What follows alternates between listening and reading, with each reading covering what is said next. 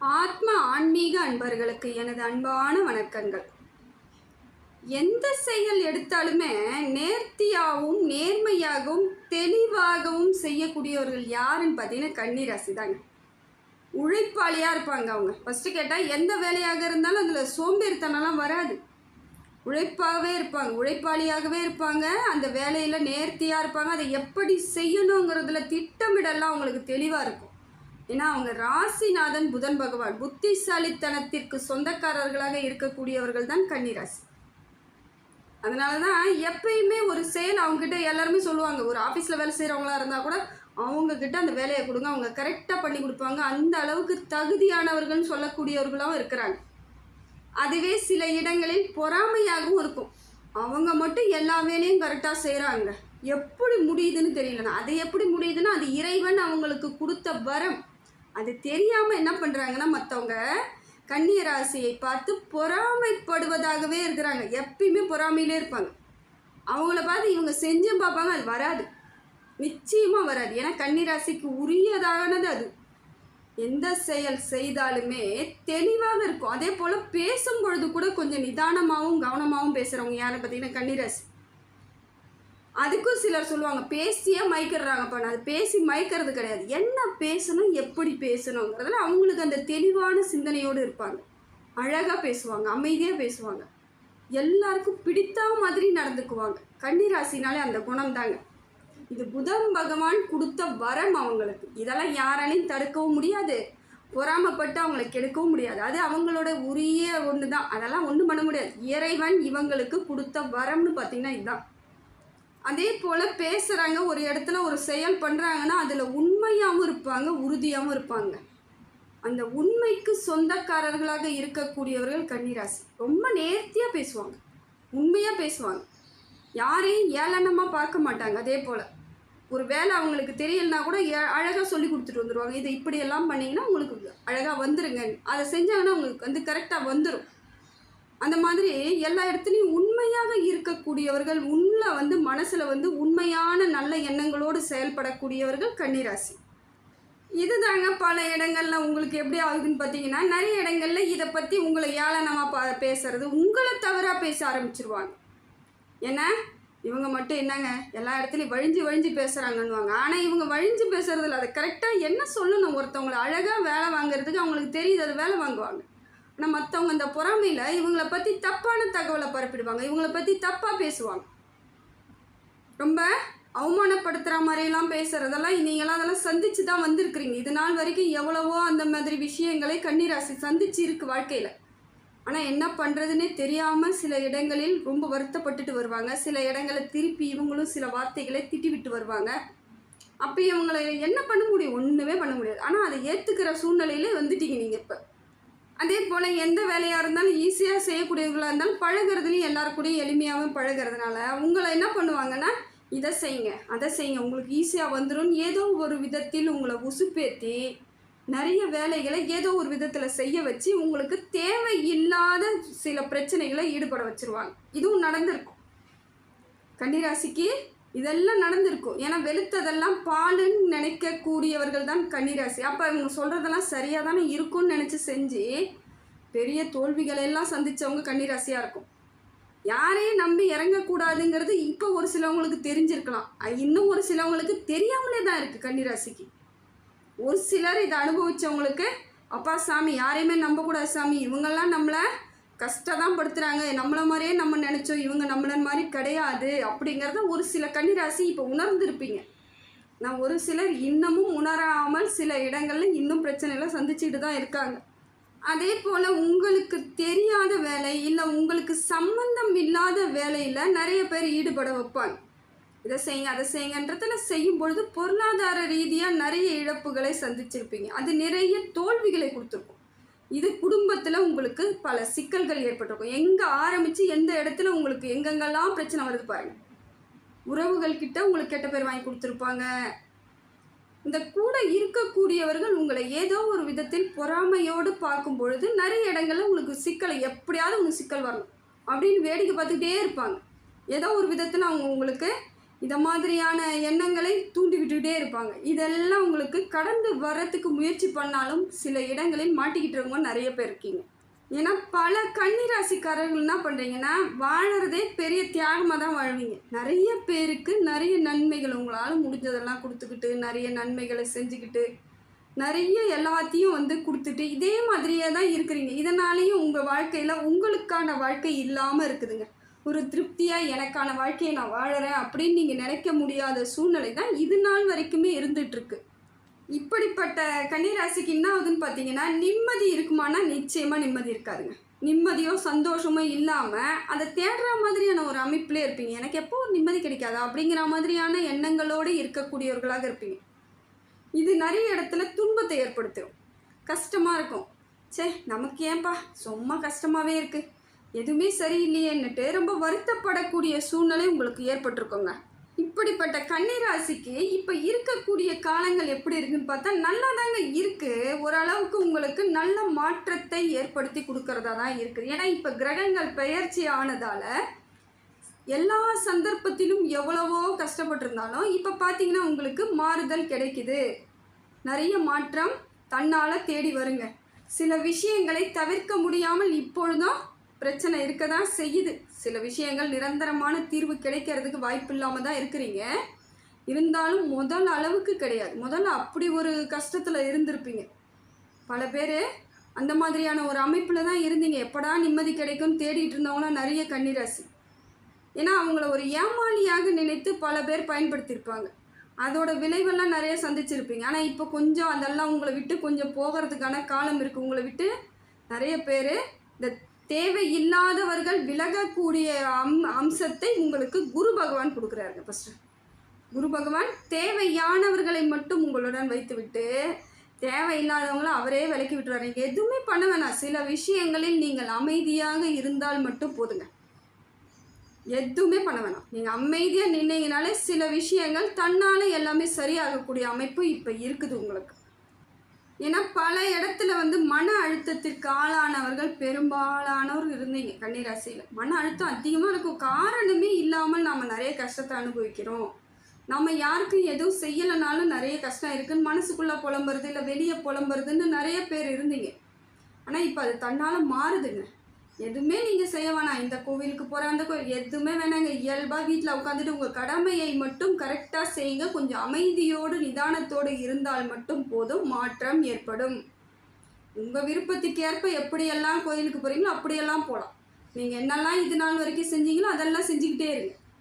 புதுசாக ஏதாவது மாற்றி நான் அந்த பரிகாரம் பண்ணுறேன் இந்த பரிகாரம் பண்ணுறேன் அதெல்லாம் எதுவுமே தேவை கிடையாது. நீங்கள் இயல்பானவர்களாக இருந்தாலே போதும். இந்த கால நேரம் உங்களுக்கு கிரகங்கள் பல மாற்றத்தை ஏற்படுத்தி கொடுக்குது.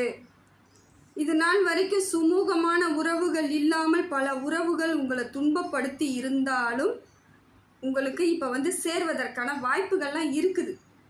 ஆனால் அதை நீங்கள் சேர்த்துக்கிறதும் சேர்த்துக்காமல் போகிறதும் உங்கள் கையில் தான் இருக்குது. அது உங்களுக்கு வேணுமா வேணாமா தேவையா தேவையில்லையான்னு முடிவு பண்ணிக்கோங்க. ஏன்னா சேர்வதற்கான வாய்ப்புகள் ஜாஸ்தியாக இருக்குதுங்க.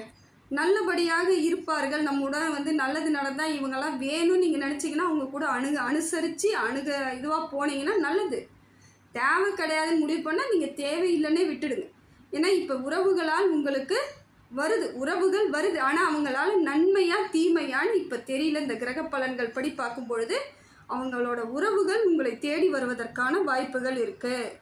அதே போல் இப்போ கன்னிராசிக்காரர்களின் தந்தையாக இருக்கிறவங்க இப்போ அப்பாவோட சப்போர்ட் உங்களுக்கு நல்லா கிடைக்குங்க.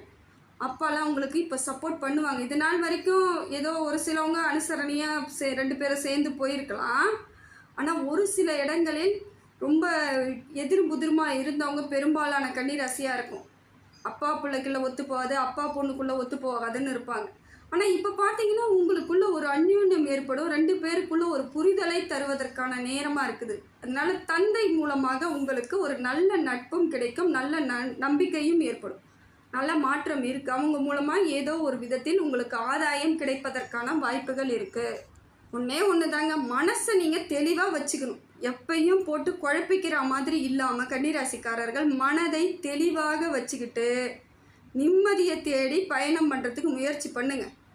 ஒன்றுமே வேணாம், எதுக்கும் மனசை போட்டு கலங்கிக்காதீங்க. ஏன்னா சில விஷயங்கள் நம்மளை தேடி தேவையில்லாமல் சங்கடத்தை கொடுக்கும் தான். மனசு வந்து டக்குன்னு ஒரு நிமிஷத்தில் நமக்கு கவலையை கொடுத்துரும். அதுக்கு நீங்கள் இடம் கொடுக்கக்கூடாது. மனசுன்றது நமக்கு அடிமையாக இருக்கணும்னு நினைங்க. மனசுக்கு அடிமையாக நீங்கள் போகவே கூடாது. இதில் உறுதியாக இருக்கணும். ஏன்னா புதன் உங்களுக்கு நல்ல சப்போர்ட் பண்ணும் பொழுது மனசு உங்களுக்கு சப்போர்ட்டே இல்லைனாலும் கவலை கிடையாதுங்க. ஏன்னா புதன் வந்து உங்களுக்கு புத்திசாலித்தனம், அறிவு கூர்மையை கொடுக்குறாரு. எதாக இருந்தாலும் அறிவாளித்தனமாக யோசித்தாலே உங்களுக்கு நல்ல பலன் தாங்க. மனசை வச்சு எதுவும் கணக்கு போடாதீங்க. மனசு எல்லாத்துக்கும் ஆசைப்படும், மனசு எல்லாத்துக்கும் ஏங்கும். ஆனால் அது உங்களுக்கு நல்லதா கெட்டதான்னு அறிவு தான் உங்களுக்கு தெளிவான பதிலை சொல்லும். அதனால் உங்களுக்கு புதன் உங்களுக்கு நல்ல சாதகமான அமைப்பில் தான் இருக்குது. சந்தோஷத்திற்கான காலகட்டத்தில் தான் இருக்கீங்க. மன அமைதி ஏற்படும், நிம்மதி ஏற்படும். சூழ்நிலை, உங்கள் கூட இருக்கக்கூடிய சூழ்நிலை, உங்களை சுற்றி இருக்க சூழ்நிலையெல்லாம் இப்போ மாறுங்க.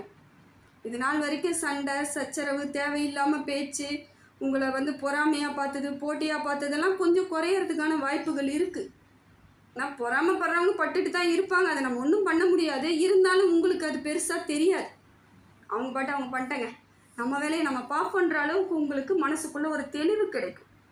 இந்த மாதிரியான அமைப்பு இருந்துட்டாலே நீங்கள் வந்து முயற்சிகள் எல்லாம் ஜெயிக்கிறதுக்கான காலகட்டம் தான் இது.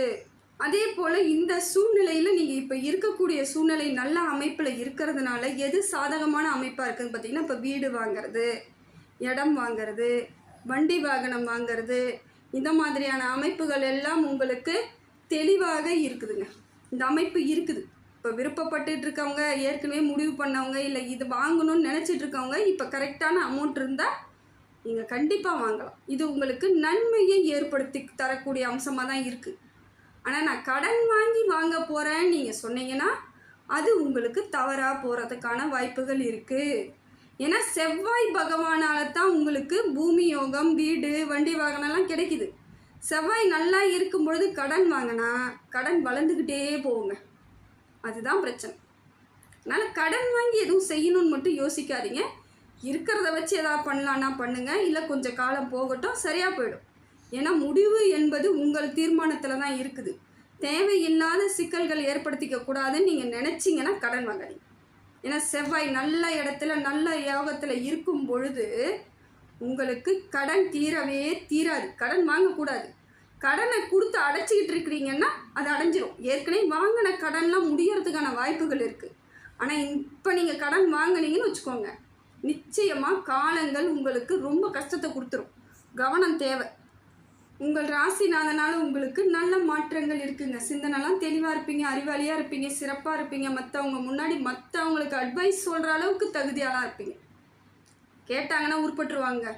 நீங்கள் ஒன்று சொல்லி அவங்க கேட்டுட்டாங்கன்னா அவங்க நல்லா இருப்பாங்க.